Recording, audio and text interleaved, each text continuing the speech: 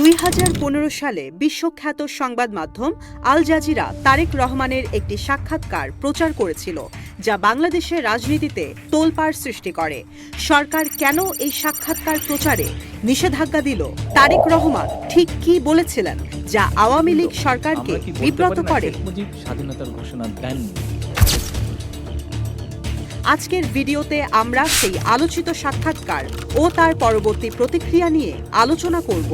BNP media সেলের আহ্বায়ক doctor Moudud Alamgir Pavel ও শিক্ষক গবেষক ডক্টর সাইমন পারভেজ সম্পাদিত তারেক রহমান সংগ্রাম ও রাজনৈতিক যাত্রা নামক বইয়ে কি ছিল সেই প্রতিবেদন দেখুন ভিডিওতে। ভিডিওটি শেষ পর্যন্ত দেখুন এবং মতামত জানাতে ভুলবেন না।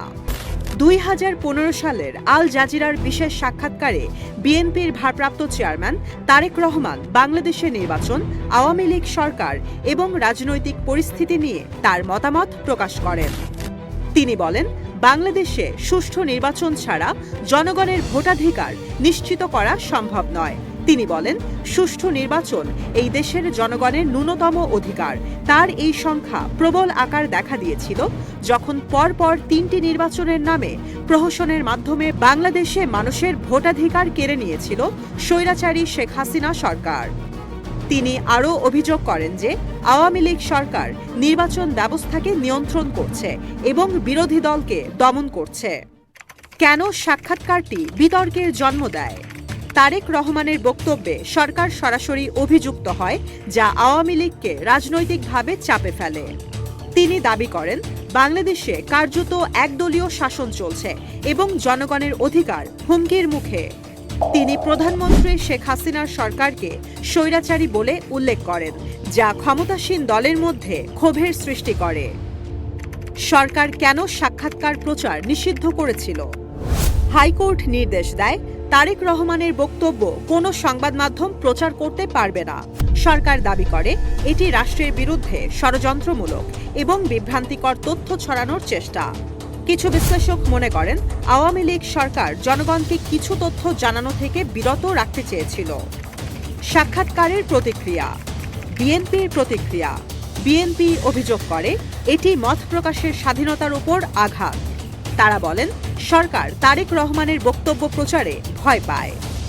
আওয়ামী লীগের প্রতিক্রিয়া। আওয়ামী লীগ দাবি করে তারেক রহমান ইতিহাস বিকৃত করেছেন এবং বিভ্রান্তি ছড়িয়েছেন। তারা বলেন, এই ধরনের বক্তব্য দেশের স্থিতিশীলতা নষ্ট করতে পারে। জনগণের প্রতিক্রিয়া। একদল মনে করে তারেক রহমান সত্য বলেছিলেন, তাই সরকার এটি দমন করেছে। আবার অন্য দল মনে করে তিনি রাজনৈতিক স্বার্থে মিথ্যা প্রচার করেছেন। বাংলাদেশ সংবিধান যতটুকু মত প্রকাশের স্বাধীনতা দিয়েছে, তারেক রহমানের কাছে সেটাকে কেন লঙ্ঘন করতে বাধ্য হয়েছিল? কেনই বা দেশের জনগণের কাছ থেকে তাকে বিচ্ছিন্ন করার জন্য এত আয়োজন? কেন তারেক রহমানের কণ্ঠরোধ করতে বিভিন্ন সংস্থাকে নিপীড়নমূলক হাতিয়ার হিসেবে ব্যবহার করা হয়েছিল? তারেক রহমানের আল জাজিরা সাক্ষাৎকার বাংলাদেশে এখনও আলোচিত। অনেকেই মনে করেন এটি তারেক রহমানের গুরুত্বপূর্ণ রাজনৈতিক বক্তব্য ছিল, যা সরকার চায়নি জনগণ জানুক। আবার অনেকে মনে করেন এটি ছিল একটি পরিকল্পিত রাজনৈতিক চাল। আপনার মতামত কি? সরকার কি ন্যায্য সিদ্ধান্ত নিয়েছিল, নাকি এটি ছিল রাজনৈতিক দমননীতি? কমেন্টে জানান। ভিডিও ভালো লাগলে লাইক, শেয়ার ও সাবস্ক্রাইব করুন। নতুন ভিডিও পেতে বেল আইকন প্রেস করুন।